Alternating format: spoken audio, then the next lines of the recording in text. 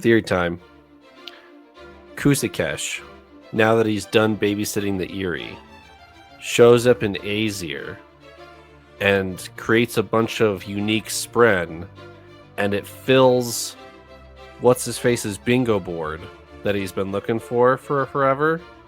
What's his name? Axes. Thank you. Axes the Collector is in Azir, and it fills up his bingo board when Kusikesh shows up, and then Axes is finally able to fight now that his bingo board has shown up.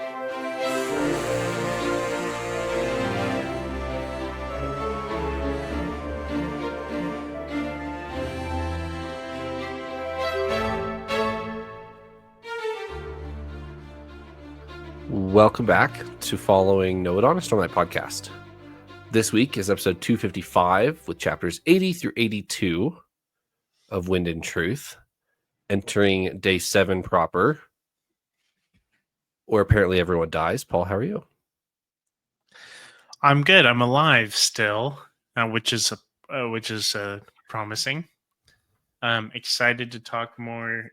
Actually, a little mixed emotions to talk more because we have some sad moments, some sad things to talk through in this episode. But doing good, ready to move forward through this epic book. Eliot, how are you? I'm doing well. I think the emotion I'm feeling, or the vibe I'm getting from these chapters is maybe sad, but more like intense. I feel like the interlude from last week really set the tone for day 7. And here we are in this, all right, no more joking around, no more spending your time looking for random things. No, this is business time. We are going to squish some people flat, and we're going to have to face our demons. Here we go. With gore going everywhere, as Michael Kramer describes it epically. Yes, Eliot, do you have a summary for us? Yeah, I do. So 3 chapters here. Chapter 80 starts with a real quick Adolin section where he's looking through some really cool Fabrial binoculars. I thought about maybe doing like a sketch up of these things, but they're kind of straightforward. It's just binoculars. It's 2 telescopes. No, what are those called?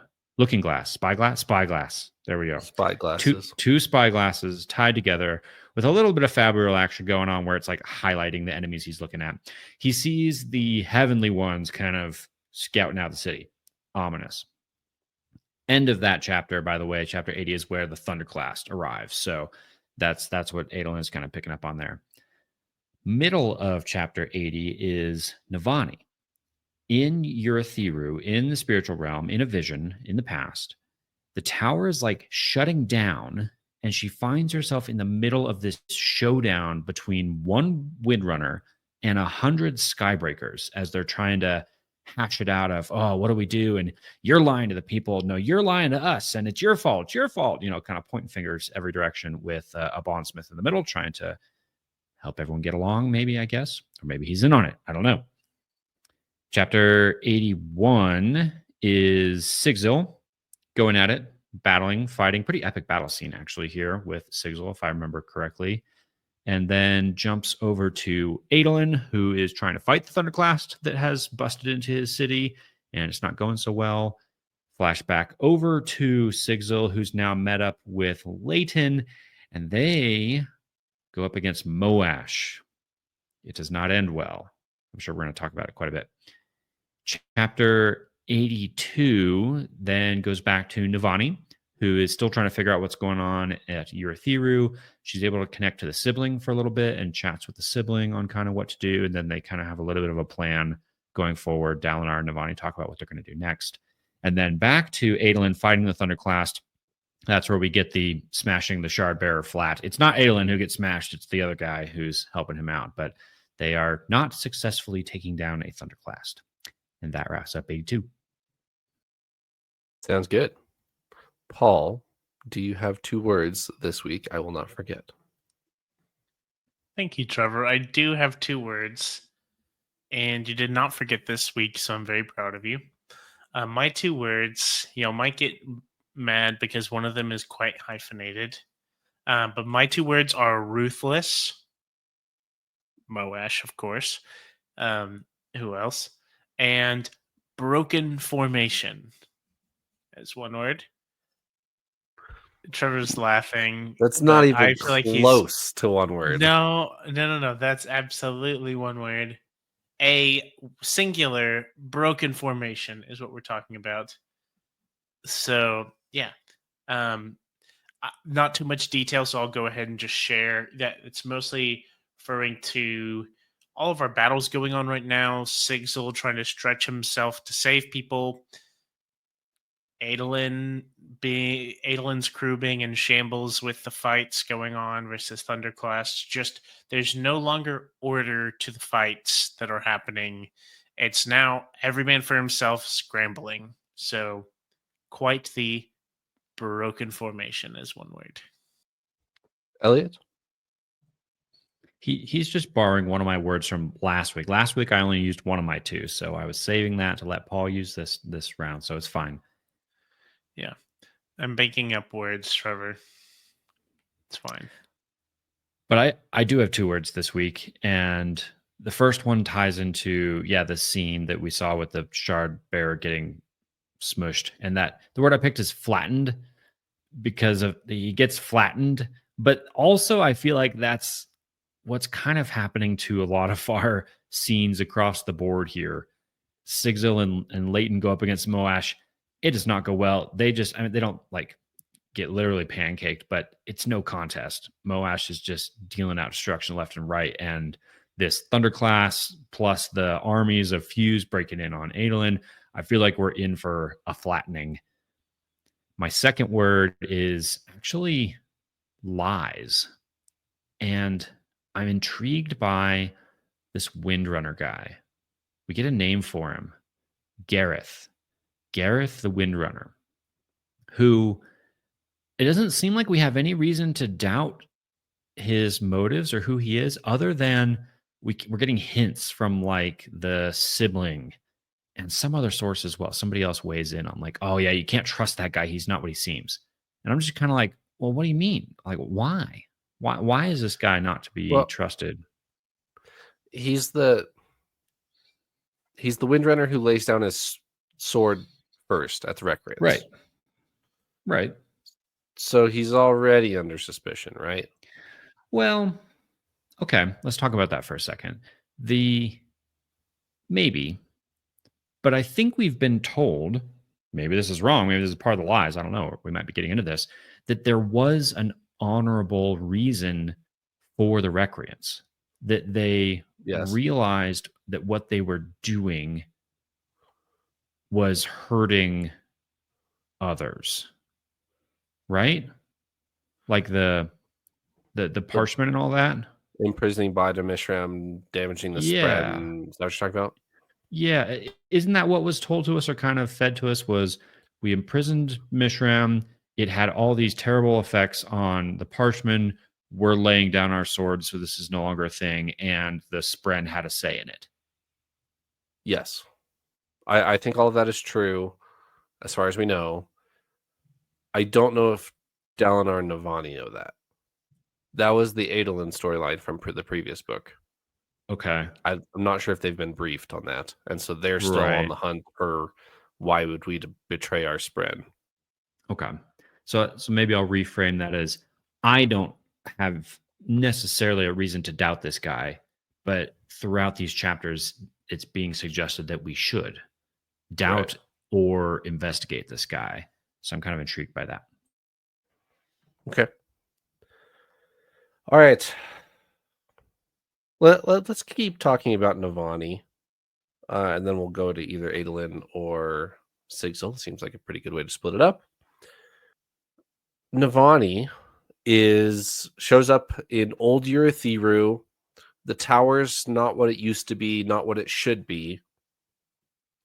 And there's that Gareth the Windrunner is having a stand down with Skybreakers. Are they in the auditorium, like the open forum, like entryway in front of, like, for everyone to see, having this knockdown drag out fight? My head is saying that they were actually outside, but I don't know if I'm remembering that correctly. Oh, like by the oath gates. Okay, but in a public area, at least, is what I'm trying to ask. So obvious division in the Knights Radiant right before the Recreants, and Eliot, you have in the outline who's in the wrong, who's in the right. Do you want to lay down the rules here for us to recap?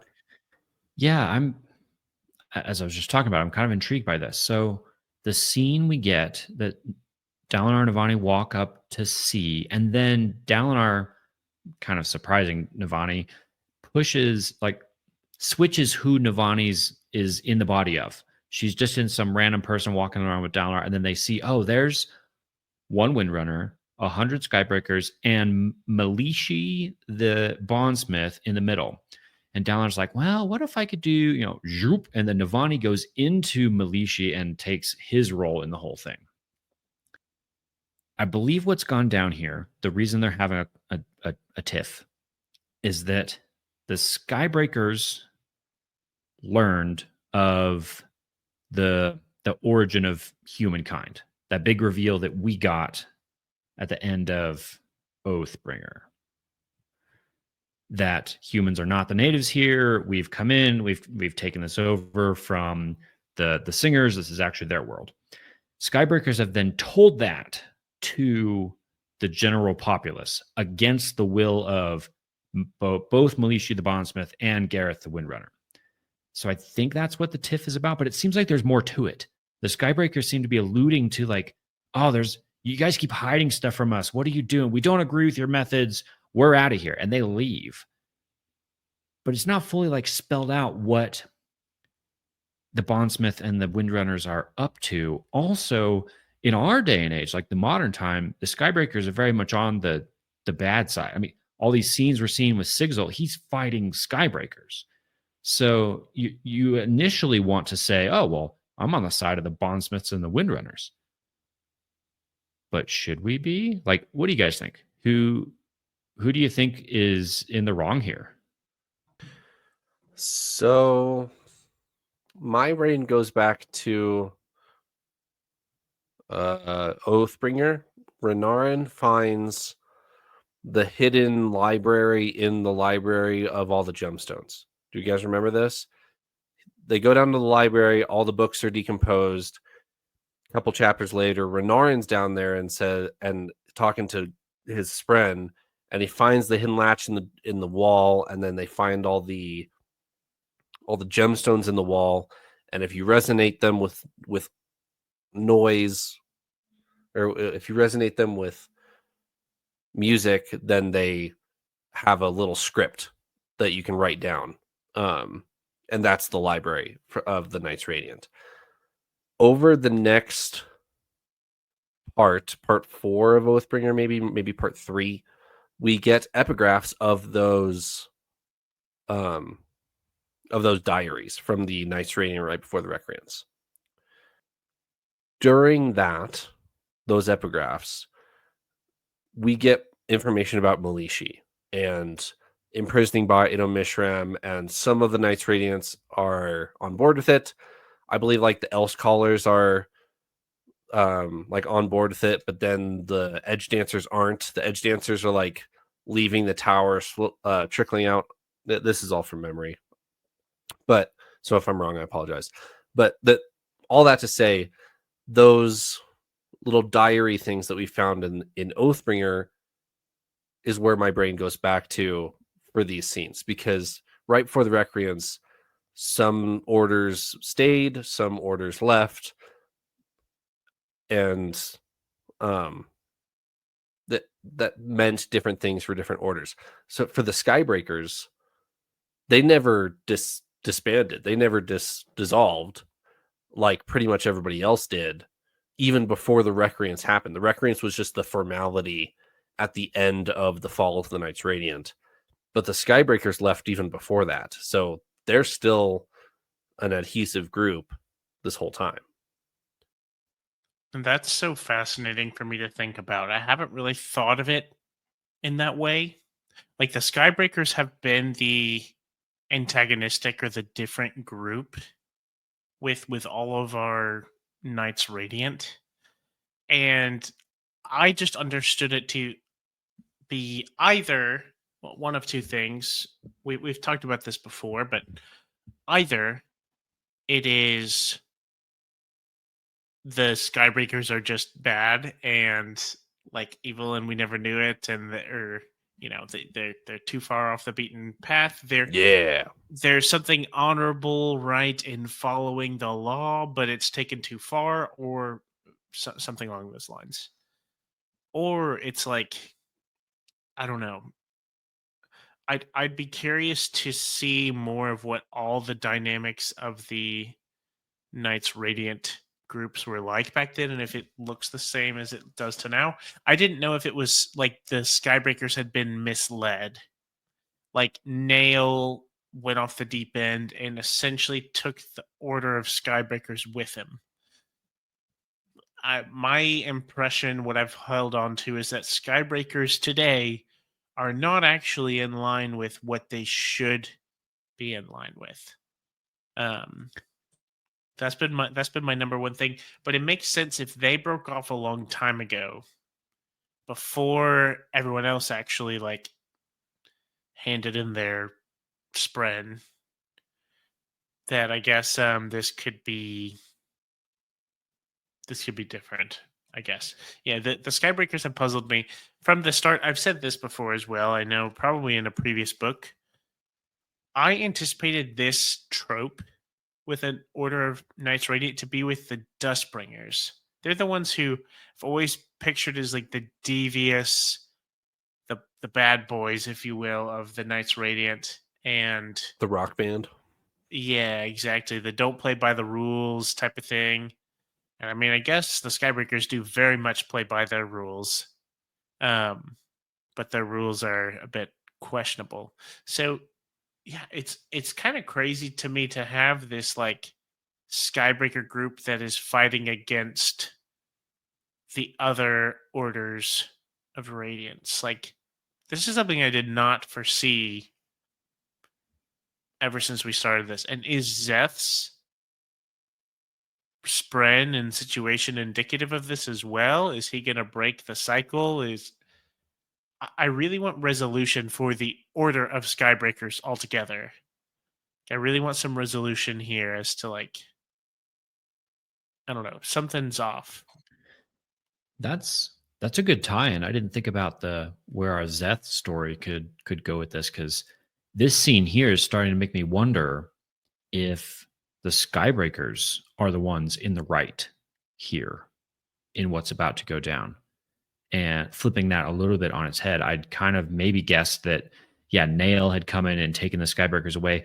This seems like it could be Skybreakers break away for all the right reasons, and then maybe later on, Nail takes control of that faction and kind of leads them astray through his faulty vision of what it means to be a Skybreaker. But could Zeth's storyline bring that circle back?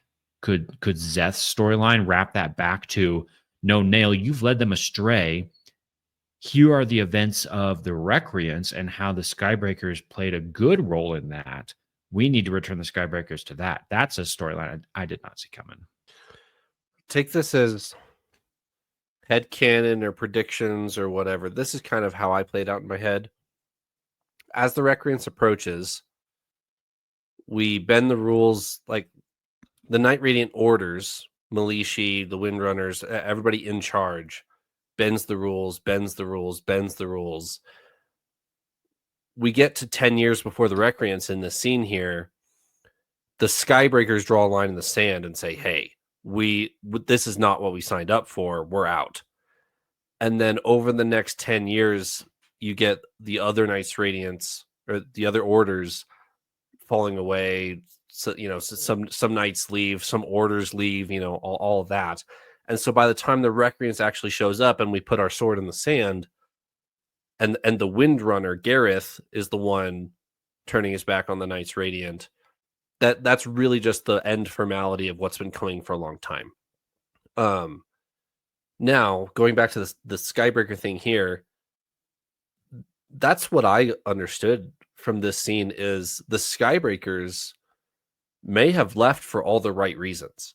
Of, hey, you guys are about to imprison Ba Ida Mishram, make slaves of the whole Singer race across Roshar forever. That's not what we signed up for. We're out. And then Nail shows up and says, hey, yo, we should go make our own order in Shinovar and, go, do our Skybreaker thing. And that's where they go off, and Nail starts manipulating the Skybreakers, and that's where we get the present day Skybreakers, is all the mess that we have with Nail. That's where I'm at with the whole Knights Radiant of deterioration. Skybreakers are the first to leave because obviously, and then everything else happens after that. You guys on the same page there? I like that. I don't know if it's just because I'm talking to two Skybreakers that this is copium, or y'all are just trying to justify your order. Could very well be. I do agree, though. I have faith that the Skybreakers were not just like inherently the evil, the bad egg or something. I think there's something going on, and I'm really hoping that we get some redemption or some recorrection for the order. Because right now they're definitely not helping, I would say, right now. Good analysis, yes. Yeah. That's my expert opinion on this. The Skybreakers are in fact not helping. So in chapter 82, Navani and Dalinar have this quick conversation about this this middle-aged lady and her two teenage kids walking past. And then they talk about manipulating connection. And I thought this scene was fascinating, actually, just as like a Cosmere theory standpoint. Dalinar and Navani are talking about manipulating connection, and Dalinar says, "Oh, I threw you to Malishi because you guys are both the sibling bondsmith, and you guys have that in common, so it was easy to just draw a connection line. You're there." And then Navani turns to this random lady that's just walking past and says, "Okay, well, connect me to her." And Dalinar says, "Well, no, I can't do that. Like that, you have to have something in common." And Navani says, "Oh no, we have plenty in common. She's about the same age as me. She has two, older teenager, young 20s kids that she's looking after. I had the exact same thing." And a connection line forms as she says that. And I was like, that's crazy to me. Like the person on the receiving end doesn't even have to be aware of a connection line forming for a bondsmith to create a connection line and then manipulate it.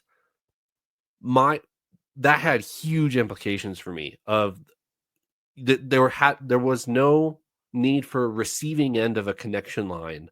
I thought that was fascinating. Did you guys pick up on that? I did notice that. I didn't think about it as the bigger implications that maybe your thoughts went to, but no, I think you're right. That probably is a big moment. I think the question for me might be, is that a bondsmith thing, or can anyone do that? Like if you're aware enough, if you're perceiving your connection in a powerful enough way, can you do that? Or is that an ability that she has because she's a bondsmith and it can manipulate connection in that way? But you're right. I don't think we've seen that up till now. Paul, do you have any strong thoughts on connection or as a bondsmith power? Like, are you looking forward to that, or if it comes, are you just gonna like take it as it comes? I've been waiting on pins and needles for connection manipulation, so I keyed into this a lot. Okay, I've enjoyed it a lot. I'm very open to where it can go. It's one of those things that I feel like comically I try not to think about too much because there's so many possibilities. It gets a little bit crazy quick. So I'm like, I'm gonna hang out in the lashings make you move fast. Like Yes. thought area, and as Brandon teaches me stuff about connection, I will accept it with open arms. But it's quite the Pandora's box, I think, to open up. So to answer your question, yes, I am excited about this. Um, and it's really cool to see these things. I think these are things that I've already assumed were possible. I guess it's just kind of like figuring it out, I suppose. So yeah, really exciting, really cool. I really like the chapters where we start stress testing our surges all throughout these books. It's always been really, really fun, whether it's Windrunner surges or light weaving or whatever. It's really, I absolutely love that. I really would like more of that for all of the surges. I know we've seen a lot of them, but definitely not all. Um, some we're just getting like division and things like that. So yeah, I always like it.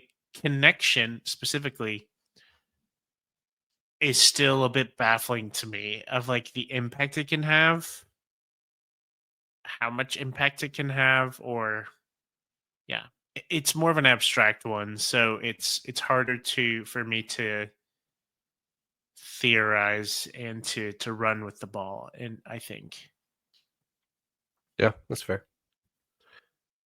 I'm really curious to see how much connection will have at play towards the end of the book, or if that's more of a we'll explore more Bondsmith stuff later.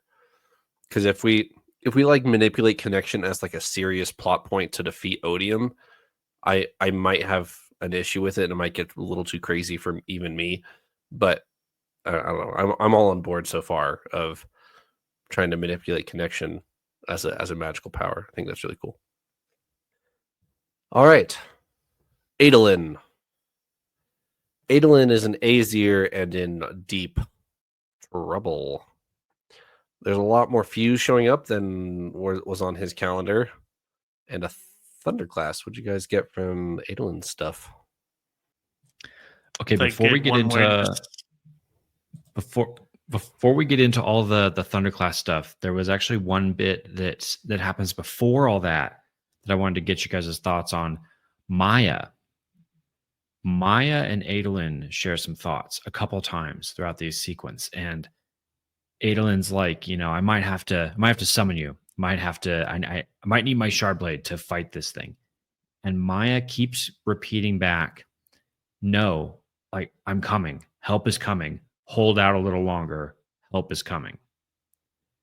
And we've talked before about like what help could she actually be bringing? But I feel like we might be setting up for a ride of the Rohirrim. I mean, ride of the Honor Spren.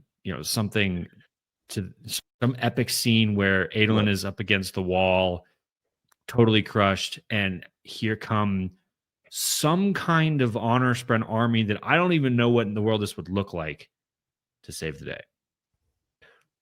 Maya's the moth that we send off to talk to Gwei here. Yes. Yep. Exactly. there we go. I like this. This is fun. I'm wondering what their chant is going to be like. Fourth honor spren? I don't know. We'll have to see. Honor is dead, but I'm not. Yeah, exactly. Not. Yeah, something like that. I've been wondering this. So when Adolin sent Maya off originally, it was to go get support of other honor spren, right? To try to get more windrunners. Wasn't that the original plan? Yeah. But Yes and no. Short answer, yes okay. and no. Okay, at least to get help from honor spren, right? Maybe not necessarily them becoming like making more windrunners, spawning more people, but at least getting help. Do you think that it's honor spren that are going to come back? Because my guess is it's not going to be. There's going to be something we don't expect. I don't know what, so that doesn't make for a great prediction. but I feel like it's not going to be the honor spren in Mr. some. Kremling man. Yeah, exactly. Like maybe I don't know. There's going to be some either an assortment of spren or something unexpected. Maybe that man from the lighthouse or something like that. That Oh yeah, right. I know. there's lots of people and things in Shadesmar. So like- I kind of wonder what's going to come belting out of here. I'm pretty convinced it's not going to be just honor spren. It's going to be thousands of fully kitted Elantrians coming to save the day. There we go. Now that would do the trick right there. That would save the day. Wait. Elliot's got an actual prediction. And it's gonna be Well- something big. Okay, it's not actually a prediction because I don't have the information. It's a realization that we might be missing a piece that we should have. Let me walk you through my thought process here. So there are definitely things in Shadesmar that I feel like if harnessed would be powerful. Like we saw Fear Spren or whatever it is as like these ravenous wolf-like creatures with fangs and things like that. That like, you know, if you could bring an army of those, like what could you do? But Nightmare, if you will. Okay, and that's a whole nother train of thought. Back on the previous train of thought.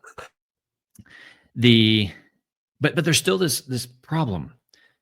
The battle we're having, at least most of it, is happening in the physical realm. You can't get those fearsome spren or even corporeal honor spren in the physical realm. We've got Notum with us in the physical realm, and he can't really do much. He's a messenger. He's a scout because he can't fight. So even if you pull up with 100,000 honor spren, what does that get you? Now, here's my a cool moment, looking though. blue cloud on the other side in Shadesmar. That's what it gets you. A lot It does get a you lot that. of flashing lights. There you go. Yeah. Maybe you can do something. But then, okay, so here's the light bulb. Did anybody actually go read the story card story with Yasna going into Shadesmar? Guilty. I have not. Okay. I have not So- either, but Should I right now? Well, felt so guilty here's the about that thing. literally yesterday. So, if you don't know what we're talking about, at Dragonsteel, where Wind and Truth was released, Brandon pulled a surprise on everyone and they patented this new cool idea of these story cards. It's like a trading cards, but it makes a story. So you had to go and trade these cards with other attendees at the con and get all the pieces together of the stories. There were 3 different stories. One of them was silly. No, 2 of them were silly. One of them was serious. The one serious story was about Yasna. And based on the art that came with it, it looked like her going on this journey in Shadesmar, fighting off creatures and helping this guy. There's like this green skinned dude. But I never actually went and read it all. Do we need to go read that? Might be a good read. guy- It this is guy's a man. canonical. Yes, it is canonical. It is timing of it is pretty in the past, but it could potentially be a hint because I think there's a good bit of Shadesmar stuff allegedly. Because I'm thinking about like, Tivneri. That's what- his name. that's the other character, the green dude. Yeah, the green dude his name is Tivneri. Tyvneri. Tivneri. And I'm just wondering if there's. You're right. I think that story is set in the past from where we are now. But what if what they do in that story would tell us more about what Maya might be able to do for us? Maybe. I have another prediction which we can go ahead and throw it in the it's definitely not going to happen pile. But I was just thinking through who is in Shadesmar. We simply just had an interlude where all the Iriali people pack it up and are headed through Shadesmar. Is it possible that we get an army of Iriali on the scene? I agree with I Trevor, mean, who's shaking his head very intently. I think there's no chance. However, there is all the Iriali people in Shadesmar, I think, at this moment. I don't know if these moments line up perfectly, but I'm going to say it's now. So, you know, keeping my options open. We don't know exactly what happens to them once they go through here exactly. We might have hints to where they end up, but all right, you know, ready? there's time. Theory time. Kusikesh, now that he's done babysitting the Eerie, shows up in Azir and creates a bunch of unique spren, and it fills what's his face's bingo board that he's been looking for forever. What's his name? Axes. Thank you. Axes the Collector is in Azir, and it fills up his bingo board when Kusikesh shows up, and then Axes is finally able to fight now that his bingo board has shown up. There you go. Now that right. would be cool. And in all like real talk though, do y'all think it's crazy for me to think that there's something other than Honor Sprint coming, or is it just like no, it's gonna be Honor Sprint? That's what she was sent out for. Not crazy. I feel like there's not a reasonable solution in my head with Honor Sprint coming. I agree, but I also can't think of a convincing alternative at this moment. I'm sure someone will comment on this and be like, guys, you forgot about this that's in Shadesmar, and that would absolutely be a perfect fit. But right now I got nothing. I mean, nothing serious comes to mind. I'll dispense with the garbage ideas and just entertain your question. Besides maybe what about the Horn Eaters? What if they all jump through their perpendicularity and Maya found them? I mean, I could see that. If you have that, then do you have Rock coming back? Rock gets dialogue? Please. Rock gets dialogue and comes back? I mean, that's not I'd say that's not a bad prediction at all. well, I can't think of anyone else who would be here, who would be coming. I wouldn't call it a good prediction by any means, but it's not horrible. But dude, if Ride of the Honor Spren becomes Ride of the Horn Eaters, I am here for that. That'd be pretty cool. That would absolutely. I mean, other than you having Rock has dialogue on your bingo board, like that's pretty unforeseen. Yeah. Thing there. So yeah, I guess we'll have to read and find out. This is quite the mystery for me. It may just end up being like, oh yeah, she found Spren who are willing. But considering we haven't seen any like Maya point of view of like what's going on, it makes me think that there's going to be a surprise of who comes back. So, all right, and then the Thunderclass shows up, and Adolin's in big trouble. And long story short, oh man, what's his name? The Commandant Kishkam, something like that. He makes the call to drop the dome, or drop the oil in the dome at least. And Nezaham has an epic quote, runs into battle, and dies. I just want to read it real quick. He puts on his shard plate, equips his shard blade, turns to Adolin and says, "For Prime and people, so long as the Emperor is on his throne, I fight." And then he charges the Thunderclast. That's epic. That is a great line. Like I have like not zero. I have next to zero connection with the Azish people, but that line is awesome. Yeah, definitely some cool Thunderclast fight scenes. Adolin is trying to wrap this aluminum chain around the legs of this thunderclast to try and stop it, and that does not go well. He ends up just getting jerked around and smashed into the ground multiple times. This thunderclast is not to be stopped easily, which we should expect, right? Because I think the only times we've stopped thunderclast in the past have been with lots of Knights Radiant. Yeah.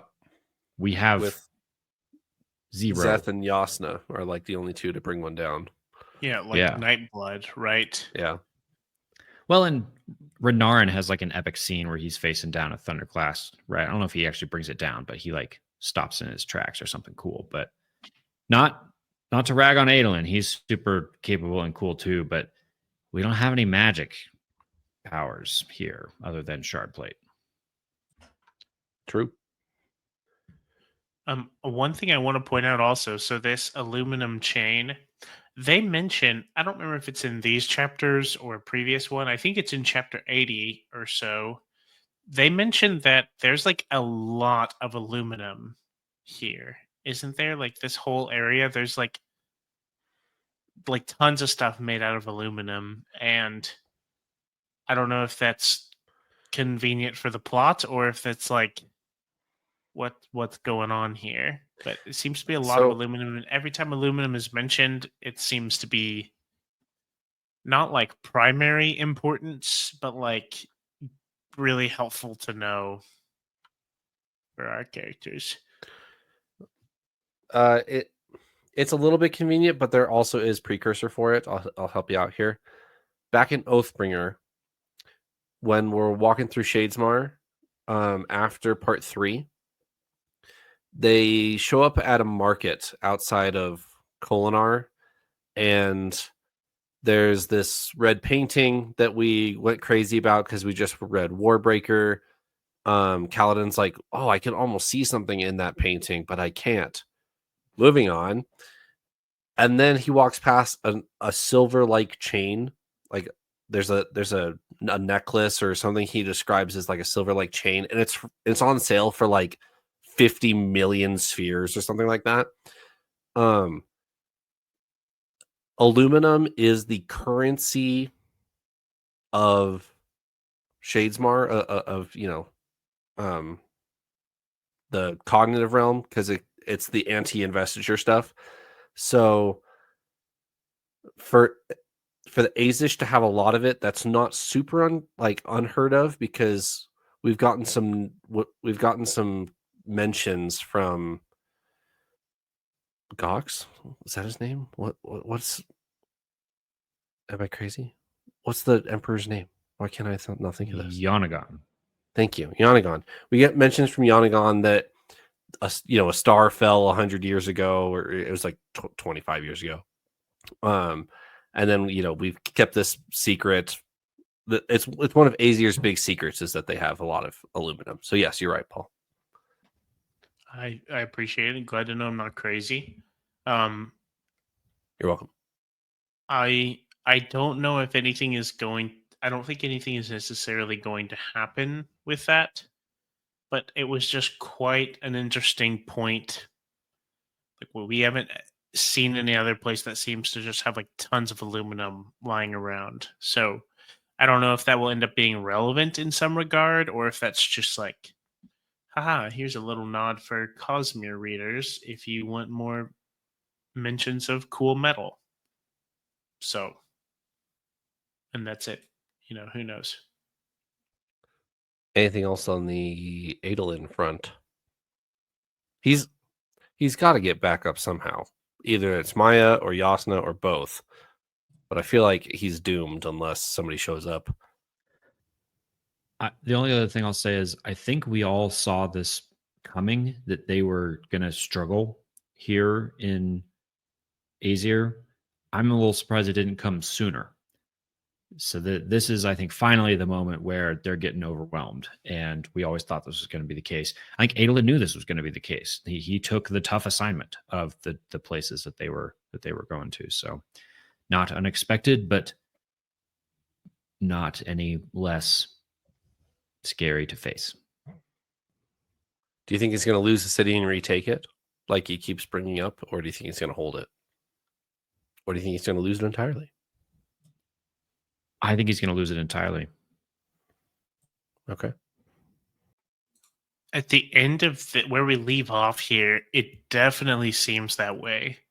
They're getting attacked basically from people underneath them, and there's not much, if you will, if to say it in a word, I'd say like a broken formation, and In one it's word? just yeah.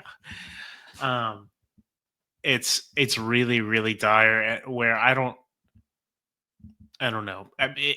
We are expecting some kind of, on the third day, look to the east or whatever, some kind of like, saving grace, get out of jail free card maybe from Maya. And, The 5th day. yeah, okay, I'm sorry. You should You be. know what I mean? Yeah, you know what I mean. Um, anyways, we're expecting something. So for that to happen, it would only really be impactful if they're on the final straw. So I do think Adolin is absolutely losing right now, but I think he's going to get bailed out. Either that, or you have a really, really, really, really, really tragic scene where Adolin dies, and then Maya gets back with reinforcements, and then she's just sad.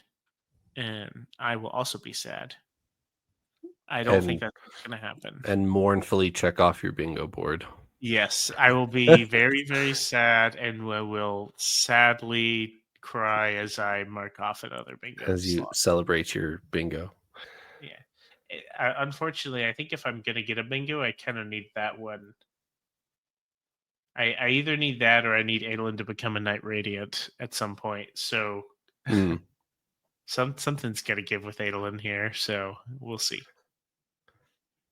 All right. And over to our star of the show, Sigzil and Leighton are having a chat back and forth on span read. Leighton says, "Hey, I found Moash."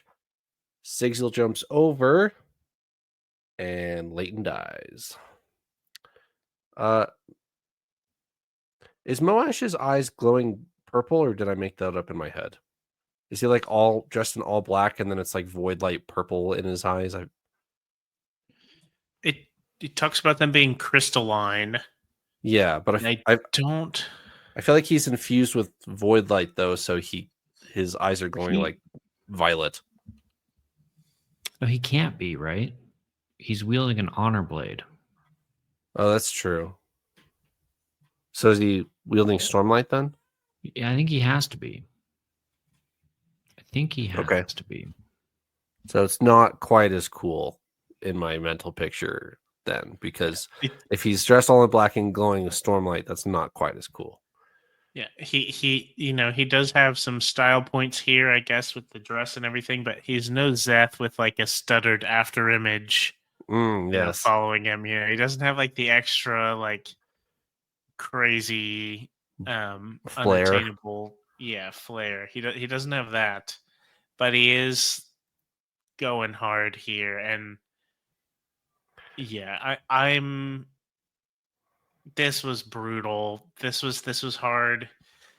What was so tough was that going in to save, like to try to save anybody, like from Sigzil's perspective, is running into the inability to use your surges and Yeah. powers. Yep.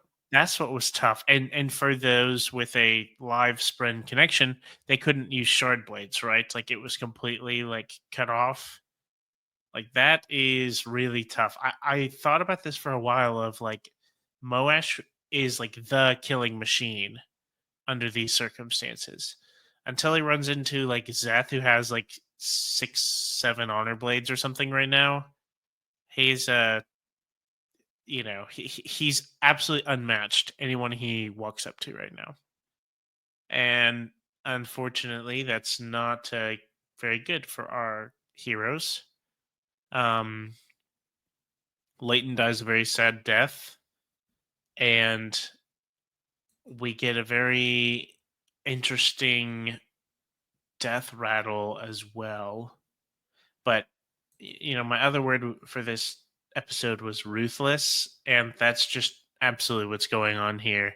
He's been given his sight somewhat with these spikes, and he is just here to cause despair and wreckage, doing his signature move of killing someone impactful and then doing the bridge force salute just to make everybody mad.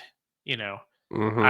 I know I'm assuming that everyone who went to Dragonsteel who is being like, "Ooh, Moash did nothing wrong." I'm assuming it's all antagonistic and trying to rage bait people. And I'm like, as I read this, I'm like, even more so. Like, there was a lot of conversation before this book of is there a redemption possibility um for Moash, and I think no shot. I think this scene was really, if it wasn't already set in stone in your brain, this was my like. There's no going back. There's no, oh, he's gonna feel the weight of his emotion and he's gonna want to turn or something like that. Like, this is fully gone, That Moash. that was the saving grace for me, if he had one from Moash, is if he had an unmade handcuffed to his arm, sucking out all of his emotion, he may well have been quite the victim here. However, he says in this chapter, I've got all my emotion back and now I don't care. Like, I'm coming after you guys personally. You guys are the lapdogs of the Colins. I'm here to kill you. And I'm like, all right, there you go. He has his emotions back and he doesn't care. I have to say, Moash's character and his villainy is quite shocking. Like, I understand that he was on the opposite side of Kaladin back in the earlier conflicts in like Words of Radiance and things, right? Where he wants to take down the king and Kaladin kind of switches the script on that. But like, man, it's such a far fall. Like, even for someone who had so much bitterness, like, man, like he's really dug his heels in to this and is like so far gone to where it's not just he wants revenge on these other people. He is just Odium's tool and is killing those that he were his friends, like, whenever he can. It's really a brutal villainy story, like, tenfold. Him, and we had Teravangian in the last episode really double down as well of like, nope, you thought I might have a glimmer of hope. I'm gonna erase that right quick from the face of the earth, by the way. That's what's going on with Moash as well. There's no more, okay, but what if it's just evil? I anticipate that Brandon is setting this up so that if we get some kind of fight or duel as we get closer to day 10 in this moment of truth with this contest of champions, if something happens, there's you're not going to have anybody reading the book be like, but Moash was actually misunderstood, like, I think we're past all that. I think we have true villains who are just heinous now. And there's even more to it. He doesn't need to kill the Spren. Yeah. He doesn't have a vendetta against Spren.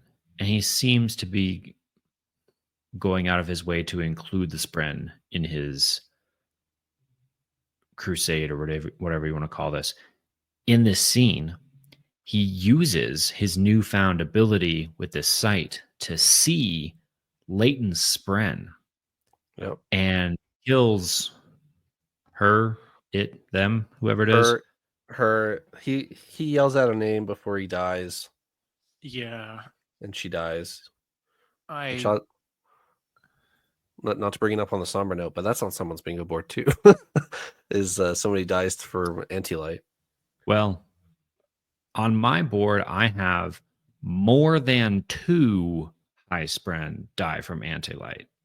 Okay. So I think I need 2 more to check Okay. that. But progress. Yeah, that's one. And you got more than 3 previously named Windrunners die, and you're at 2. Correct. Thanks, Leighton. That's- yeah, I'm sure Elliot was really, really sad as he's like, okay, add that to the list. My progress bar here. Trying to cross off these bingo slots. Yeah. Talking about villains, you're going to paint me as a villain here. Yeah. I do want to cover the death rattle. And for anyone listening, the next probably duration of this episode only will have Sunlit spoilers in it. There's really no way to talk about this death rattle if you've read Sunlit without talking about Sunlit. So if you haven't read Sunlit, you can go ahead and close the episode here. If you have, Leighton says, I see something, Sig. I see you. Storms, I am you. I die. A scholar with a spear. I die by the hands of a friend. My spren screams in death, and I know that I have failed. I am no captain. I am nothing. Fire strikes me, and my eyes burn. So this one doesn't come true, presumably. I which is mean, very interesting. this is fascinating, right? Because we might have even said this at some point coming into the book. Coming into this book, when you ask the question of like, well, who might die in this book? There's a grand total of like 2 names that you can chalk up on. I'm 100% sure these people will not die. Right. Sigil is one of them. Yeah. Because we've seen him in the future. We've spent a whole book with him in the future. So what? And just as an aside, this is really, really interesting from an audience perspective. If you haven't read Sunlit, this goes crazy as a death rattle. You're like, oh man. If you have read Sunlit, then you're like, okay, we have a death rattle that we know doesn't come true. So you go in a completely other direction if you have read Sunlit, which I think is fascinating to me. Are there unreliable death rattles? Okay, hold on though. You're discounting something. How? I mean, Vienta's going to die. Yes. But he's going to live. Yes. Are we 100% sure? I think the answer is yes.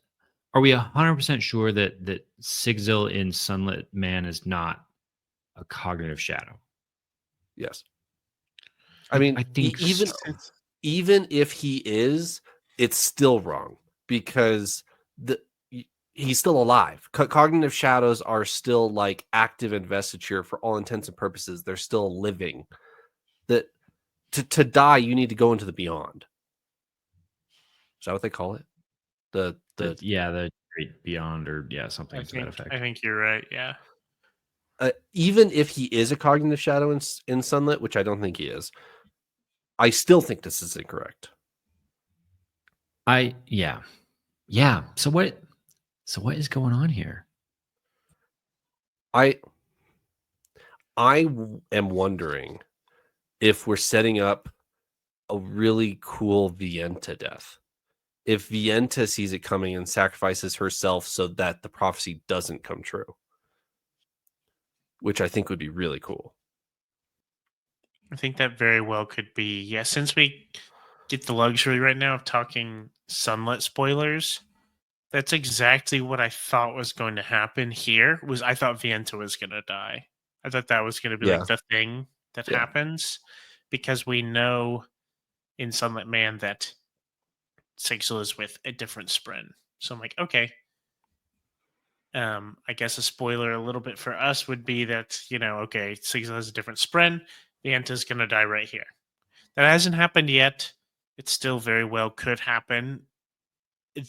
We talked about this a lot at that time we were reading Sunlit Man of like, did the previous Spren leave? Did he swap Sprens for some, like, he has a different Spren now, but we don't know 100% with 100% certainty that one died or something, right? Or unless he mentions it. It's been a minute since I've read Sunlit Man now, but yeah. With this, seeing Spren die like we just did, I'm assuming Vienta will die. And that will be the moving on point. Yeah, I'm also making the assumption that Vienta will die. But a scholar with a spear, I die by the hands of a friend. My spren screams in death, and I know that I have failed to lead. That all seems like it's possible, except for the I die. Well, what if that's not... Okay, I die by the hands of a friend. What if that's not the same event? What if he will die by the hands of a friend at some point in the future, and all of this is still true? But it calls out Vire by name. I was ready to spin all kinds of theories. Yeah. I was ready to spin all kinds of theories on this. And then the final sentence is Vire strikes me and my eyes burn. Oh, like Vire strikes me. I heard fire in the audiobook. It's Vire. Yeah. Okay. Yeah. Like it specifically mentions Moash. Okay. Interesting. So yeah, so Vienta is going to sacrifice herself so that this doesn't come true. I think that's possible, which then again brings us back to this death rattle must not come true fully. Yeah. Right? Yeah, that's what I come to. But right? I know that I have failed. I know that I have failed to lead is quite the gut punch, because Leighton in the previous chapter had just talked to Sigzil about how I shouldn't be a bridgeman, blah blah blah. Sigzil's like having this whole crisis of I shouldn't be in this conversation with the generals, and he just had the affirmation in the previous episode. I'm approaching the man I want to be. I am leading the way I want to lead. And then Leighton just threw this out as he died. I think the next chapter that we see Sigzil, he's going to be in a rough spot. Anything else? This was a gut punch for sure. It makes me very scared to see what's next. Like on both of these wars, we've kind of had this, okay, it's a big struggle, but we've had our head above water at least. And it no longer feels that way for either front. So my prediction would be we'll see Yasna show up over here and save the day, and then we'll see Maya's reinforcements show up on the other side and save the day. But as is right now, it looks really, really bad for both sides. Yeah. Is there another battlefront that we need to lose before we save everybody? Shinovar, maybe? I mean, we're already kind of hosed with that one since Nail showed up. All right. For next week, we will be in 83, 84, and 85. Thanks for joining me, Paul and Eliot. On we go. Toodles.